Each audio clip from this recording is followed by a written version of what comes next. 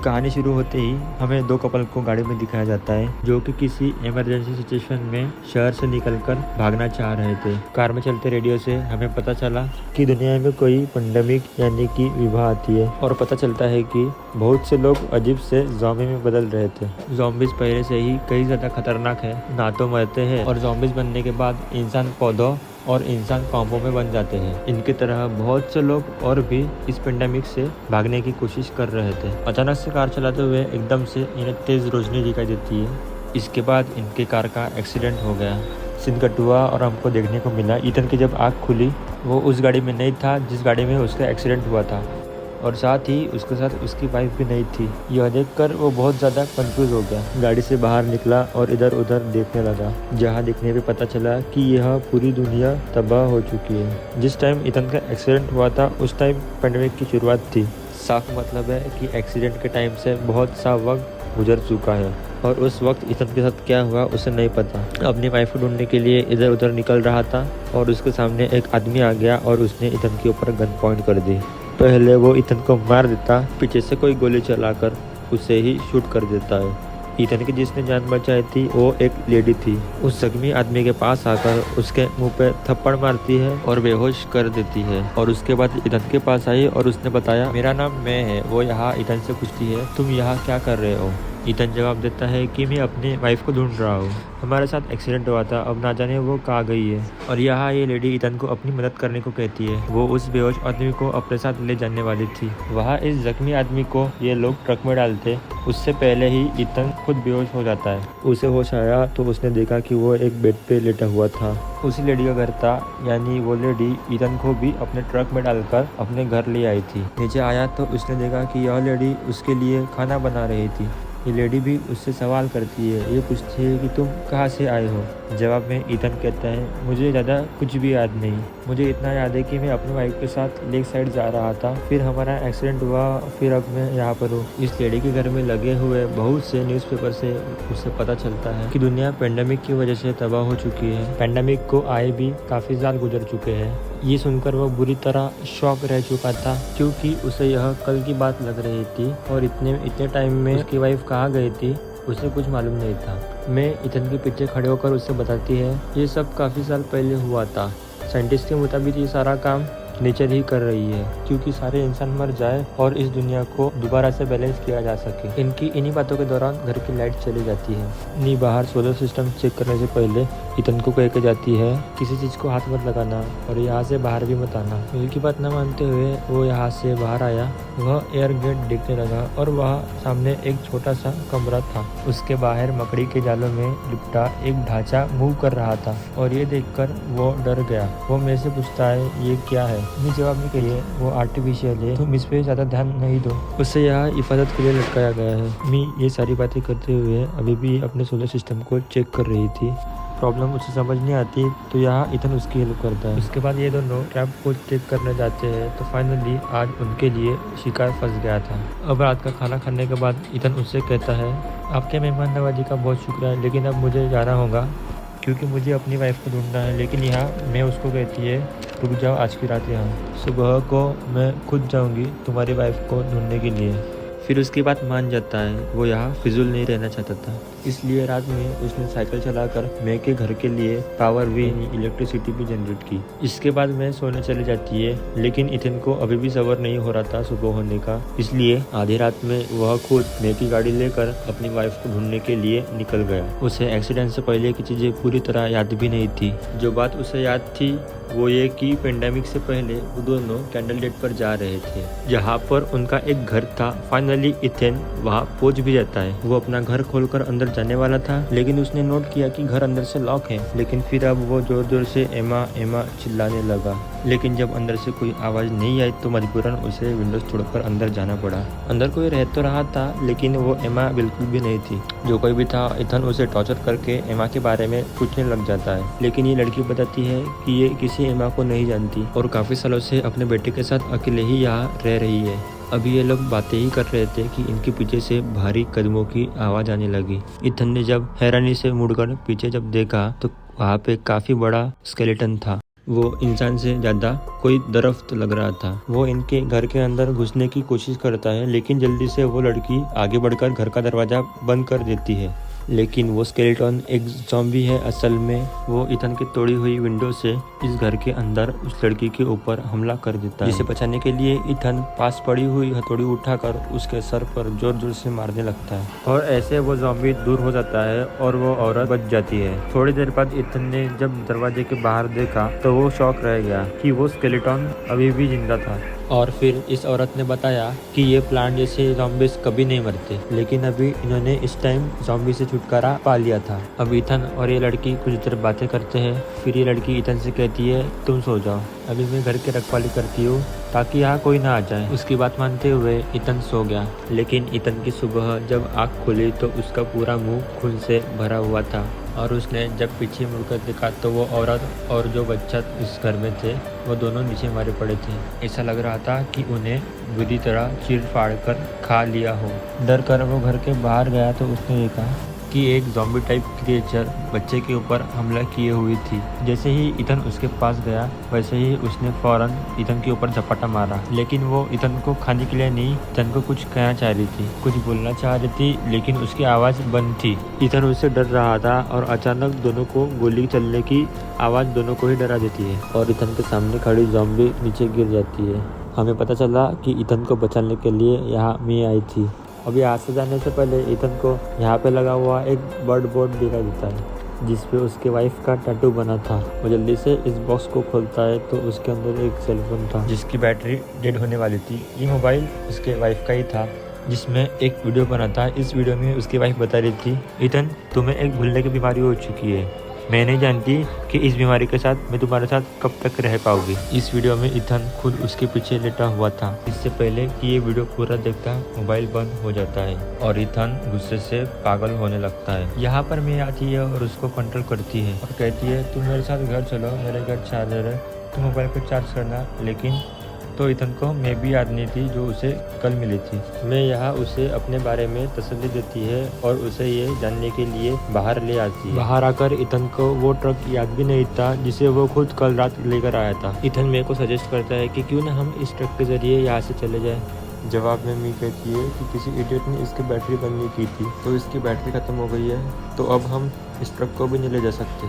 और इनकी किस्मत अच्छी थी कि घर के पास इन्हें एक साइकिल मिली जिसे मैं चलाने लगी। रास्ते में इन्हें काफ़ी सारे ज़ॉम्बीज दिखे जो तकरीबन रफ में बदल चुके थे। यहाँ पर इथन मेरे से सवाल करता है कि तुम्हारी शादी हुई थी, तो मैं उपटाते हुए जवाब देती है नहीं, वो मर गया। रास्ते में इनके एक गैस स्टेशन आया जहाँ पर आकर इथन रुक गया। ये वही स्टेशन था जो उसके रोज ख्वाब में आया करता था। एकदम से उसे कुछ याद आने लगा। फिर उसको याद भी आया कि जब पेंडेमिक की शुरुआत हुई थी तो ये लोग इस गैस स्टेशन के पास रुके हुए थे और तब इनका सामना हुआ था एक ज़ॉम्बी से।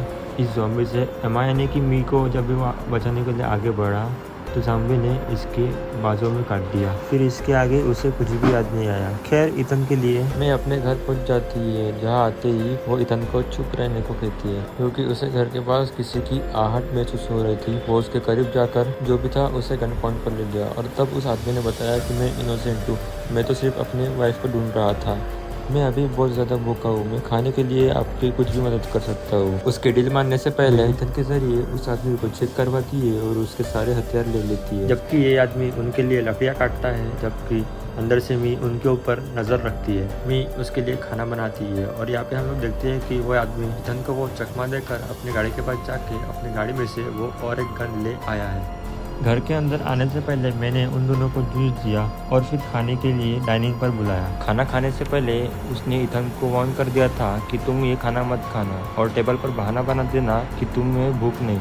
इथन ने जानता था कि मैं उसे ऐसा क्यों कह रही है, पर खाने के टेबल पे हम लोग देखते हैं कि इथन की तबीयत खराब होने लगी थी, उसे चक्कर आने लगे थे और जैसे ही वो उठकर आगे बढ़ा तो वो बेहोश हो गया। मैं उसे चेक करने के लिए जब उसके करीब गई तो उस आदमी ने भी चकमा देते हुए मैं के पास से उसकी गन छीन ली।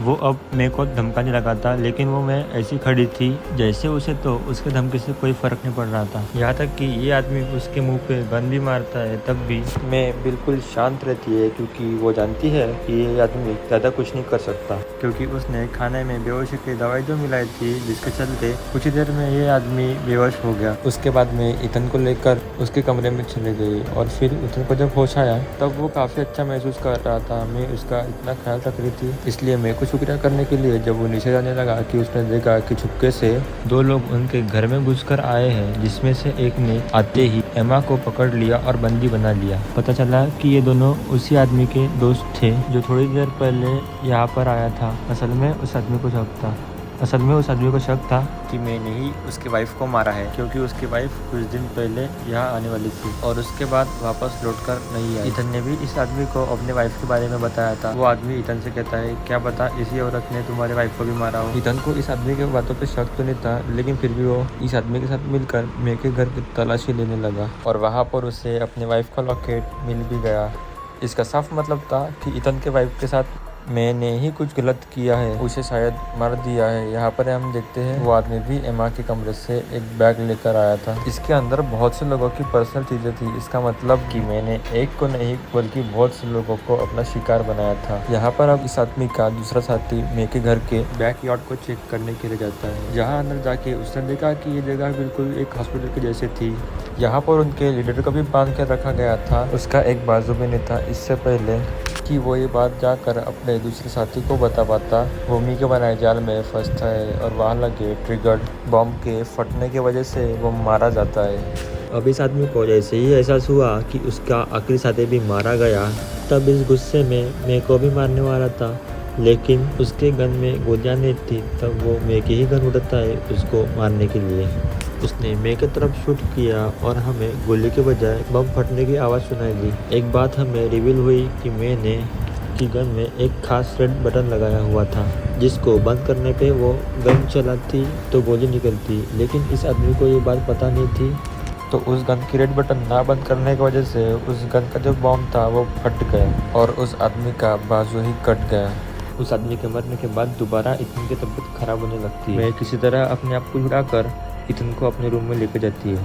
इतन परेशान था। उस टाइम मैंने उसे कहा, कुछ नहीं होगा, तुम सुबह तक सब कुछ भूल जाओगे। उसके कहने के मुताबिक ऐसा ही हुआ।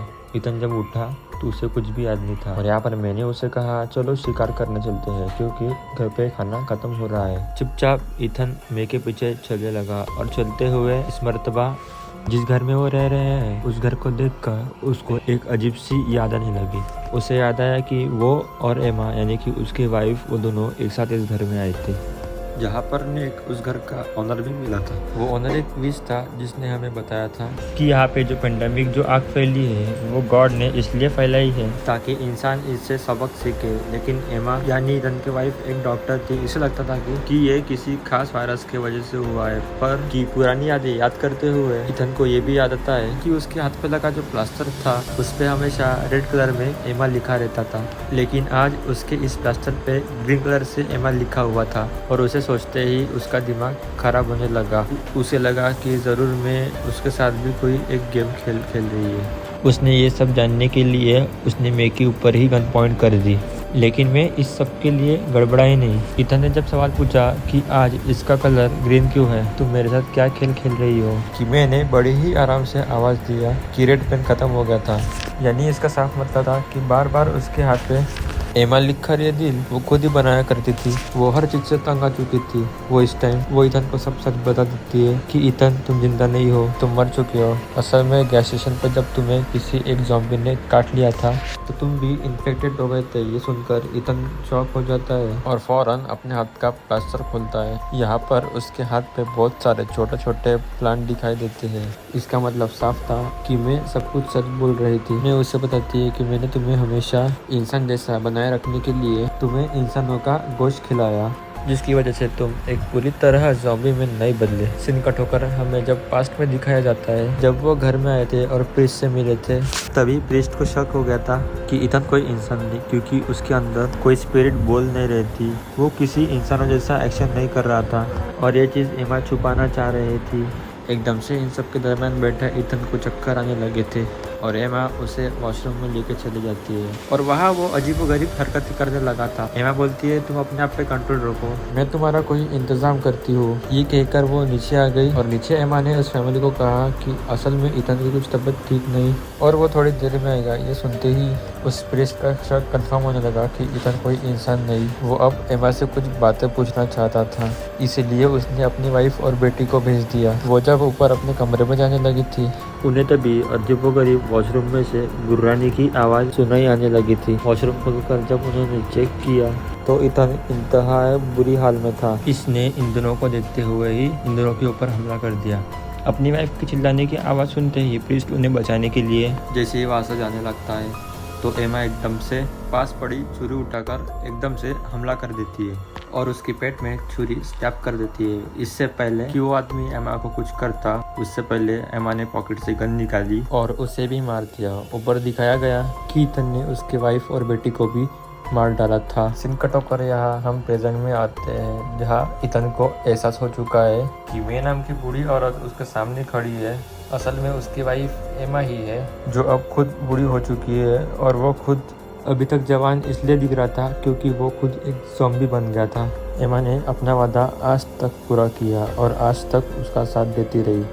उसके लिए कई लोगों की जान भी ले ली और क्योंकि ईथन को भूलने की बीमारी थी तो बूढ़ा होकर ईथन एमा को पहचानना बंद कर गया था। इसलिए एमा ने अपने आप को मैं कह के इंट्रोड्यूस करवाया। ये सब जानने के बाद ईथन के आंखों से आंसू निकलने लगते हैं और अब एमा उससे कहती है, मैं इन सब चीज़ों से थक चुकी हूँ, अब मैं तुम्हारे साथ तुम्हारे जैसे बन के रहना चाहती हूँ। ईथन अपनी वाइफ एमा को ज़ॉम्बी बनते नहीं देख सकता। वो ये सारे दुख में अपने आप को शूट कर देता है। जैसा हम जानते हैं कि ज़ॉम्बीज़ मरते नहीं, तो वो दोबारा से जिंदा हो गया और अब जिंदा होने के बाद दोबारा से चक्कर आने लगते हैं। यानी ईथन उस स्टेज पे आ रहा था जहाँ पर यानी ईथन पूरी तरह ज़ॉम्बी बन चुका था और इस टाइम पर अगर वो किसी इंसान का गोश्त ना खाता तो वो दोबारा इंसान जैसा ना रहता। इस मरतबा एमा उसके लिए कोई शिकार करके नहीं लाती, बल्कि अपने आप को उसके सामने रख देती है। ईथन उसे चीर फाड़ कर खा जाता है, लेकिन उससे उसे बहुत ज़्यादा दर्द हुआ। लेकिन फिर उसके बाद दिखाया गया कि वो भी एक ज़ॉम्बी बनकर जिंदा हो गई। असल में वो ज़ॉम्बी बन के ईथन के साथ ही रहना चाहती थी, जहाँ उसे भी अब किसी इंसान का शिकार ना करना पड़े, यानी उसकी ये ख्वाहिश पूरी हो गई। अब आगे की ज़िंदगी ज़ॉम्बी बनकर ही साथ गुजारने वाले थे और अब यही दिखाते हुए ये कहानी यहाँ पे ख़त्म हो गई।